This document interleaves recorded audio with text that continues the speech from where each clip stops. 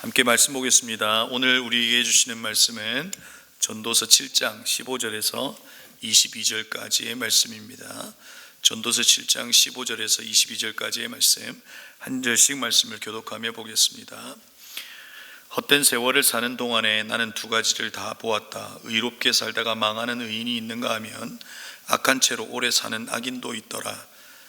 그러니 너무 의롭게 살지도 말고 너무 슬기롭게 살지도 말아라. 왜 스스로를 망치려 하는가? 너무 악하게 살지도 말고 너무 어리석게 살지도 말아라. 왜 제 명도 다 못 채우고 죽으려고 하는가? 하나를 붙잡되 다른 것도 놓치지 않는 것이 좋다. 하나님을 두려워하는 사람은 극단을 피한다. 지혜는 슬기로운 한 사람을 성읍을 다스리는 통치자 10명보다 더 강하게 만든다.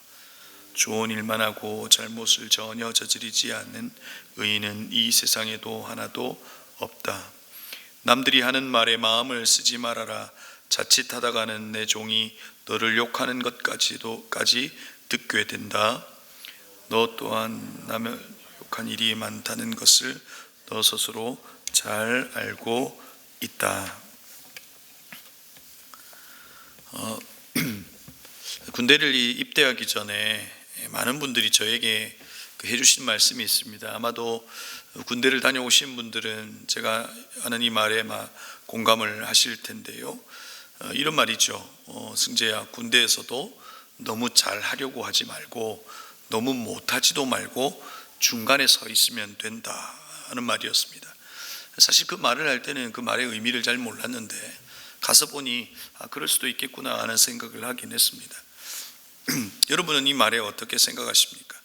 그런데 여러분, 중간에 서 있는 것이 아마 이 세상에서 가장 힘든 일이 아닌가 하는 생각을 해봅니다. 그래서 내리는 결론은 사실상 불가능하다 하는 겁니다.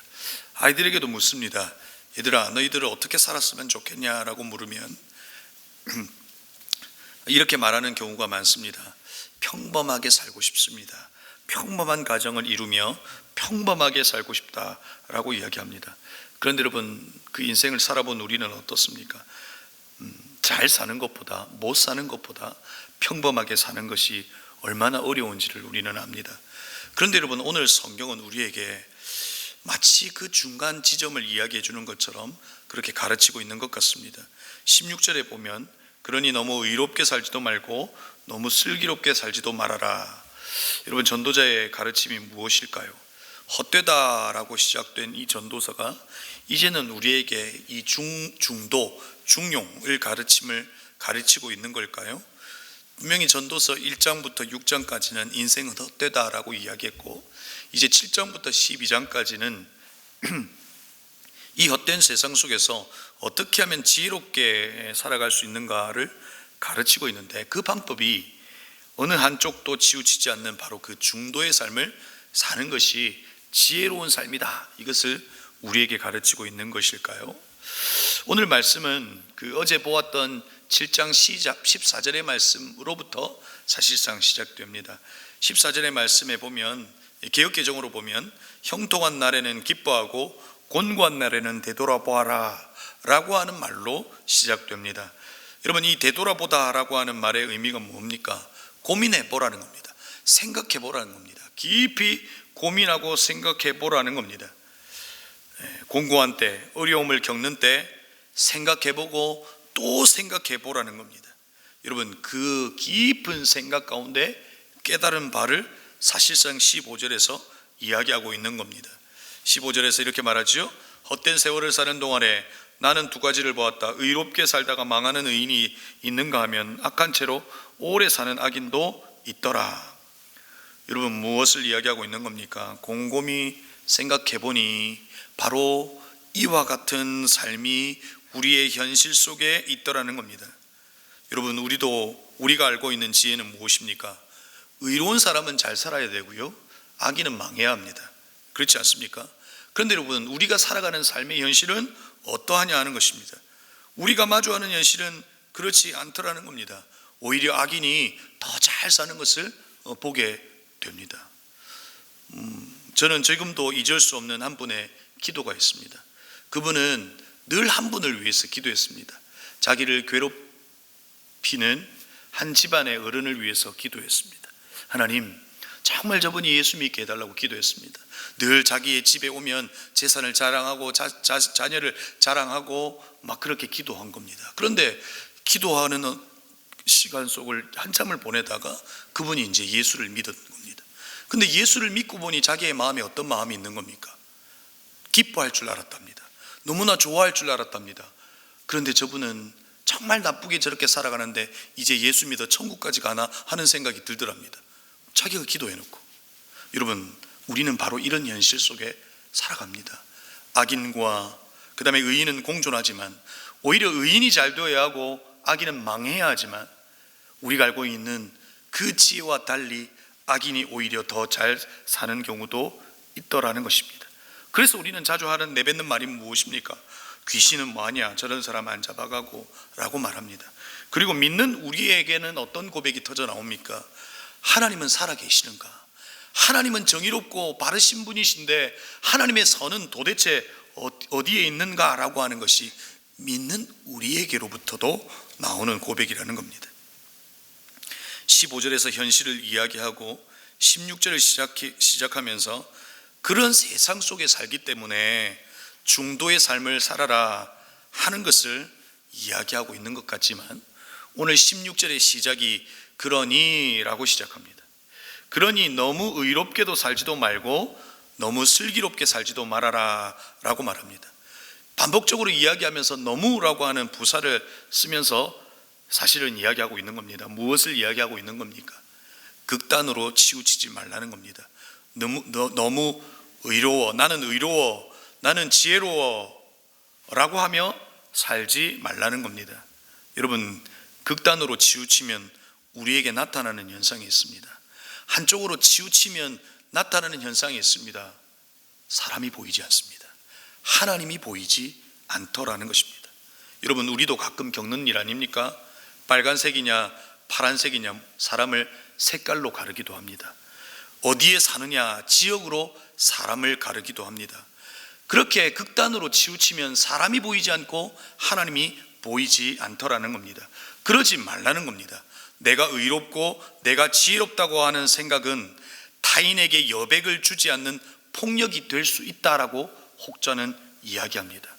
사랑하는 성도 여러분, 여러분은 어떤 사람입니까? 내가 지혜롭다, 내가 의롭다 하며 혹 살고 있지는 않습니까? 그래서 타인에게 있어 여백을 주지 못하는 한 사람으로 그 사람이 느낄 때는 그것이 나에게 폭력으로 느껴지는 이는 아니시냐 하는 겁니다. 오늘 그것을 피하라고 전도자는 우리에게 가르쳐주고 있는 겁니다. 그러면 여러분, 우리가 가져야 할 지혜는 무엇일까요? 나는 옳다, 나는 의인이다 라고 생각할 수 있지만 우리는 여전히 실패할 수 있다는 것을 기억해야 합니다. 나는 실패할 수 있으나 하나님은 실패하지 않는다라고 인정하는 것이 우리에게 지혜일 수 있다는 것입니다. 그래서 혹여나 우리의 삶에 우리의 의로움으로 또 우리의 지혜로 살아가다가 실패할 수 있을 겁니다. 망할 수 있을 겁니다. 그럴 때 우리는 무엇을 경험합니까? 그 곤고한 날에 오히려 하나님과 가까워질 수 있습니다.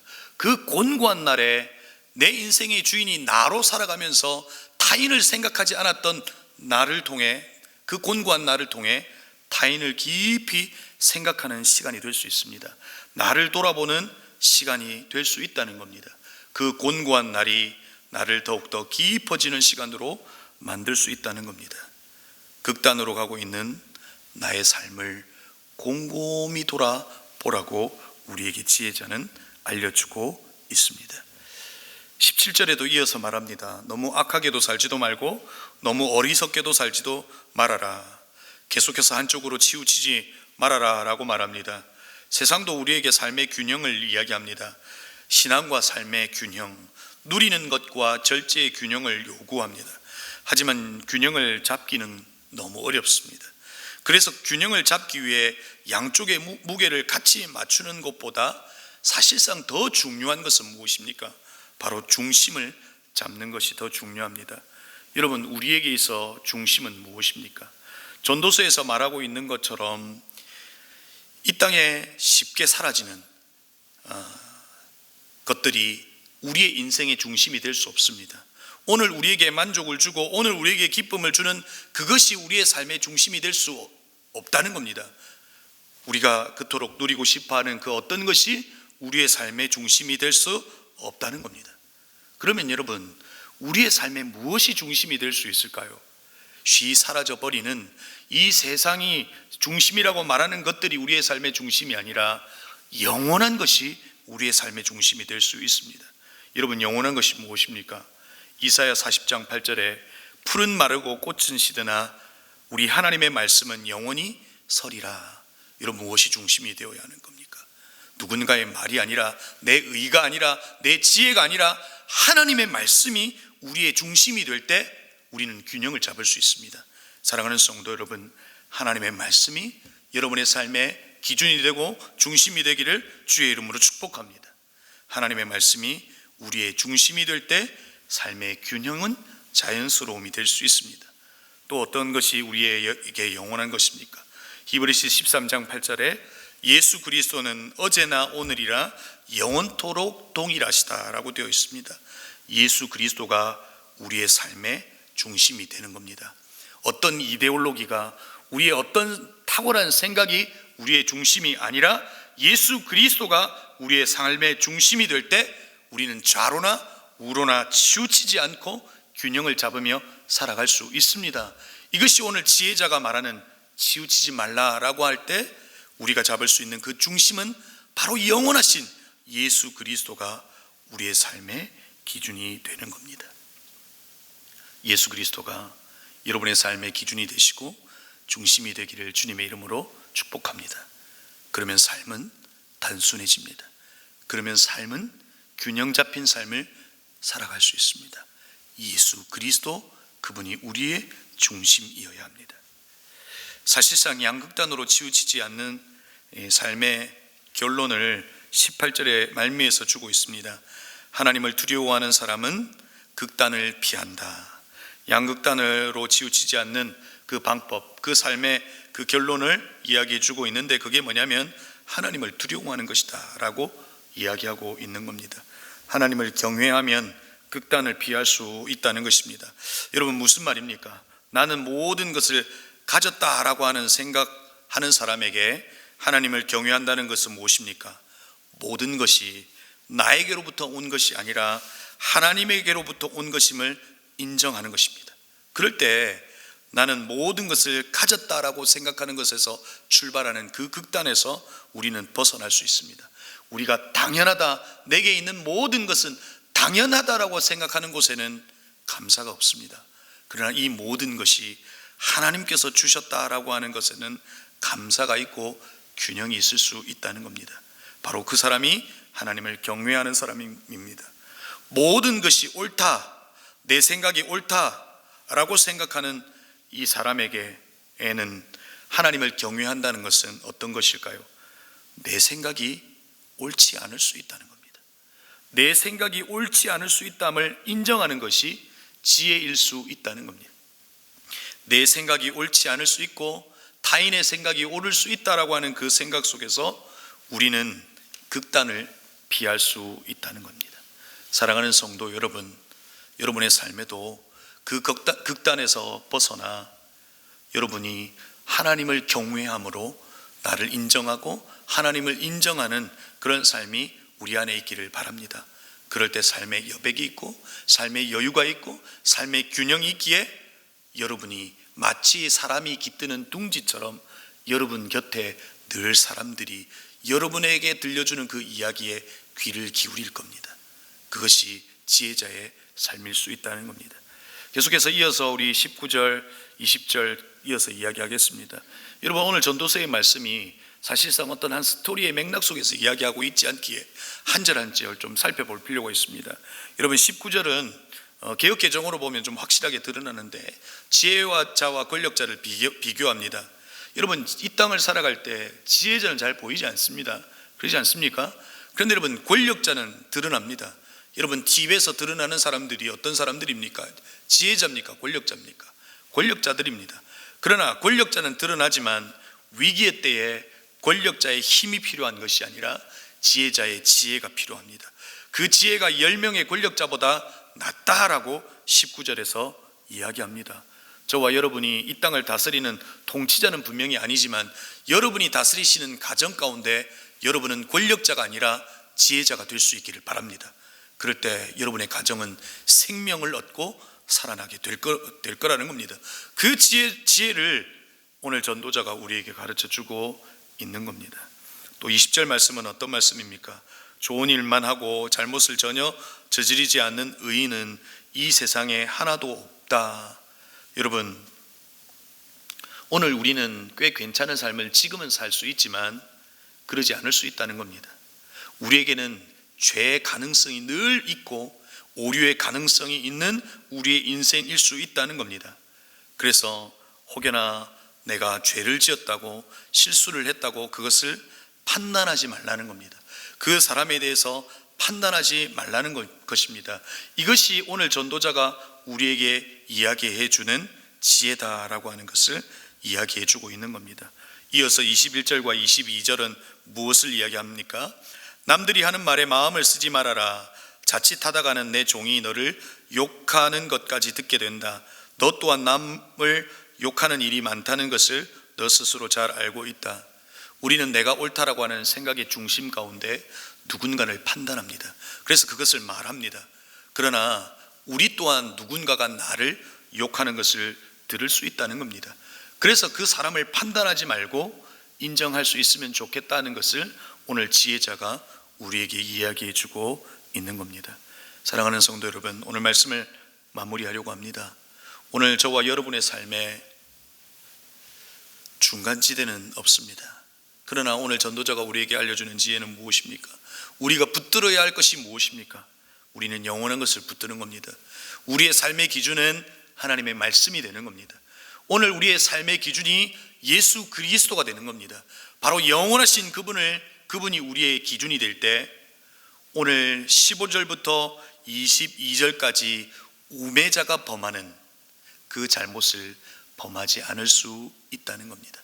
사랑하는 성도 여러분, 오늘 삶에 하나님의 말씀이 예수 그리스도가 여러분의 삶의 기준이 될 때 여러분 안의 삶에 균형이 있고 그리고 여러분의 삶이 오히려 더 단순해져서 여러분의 삶이 가벼워지는 그 지혜의 삶을 살아가는 저와 여러분이 되기를 주님의 이름으로 축복합니다.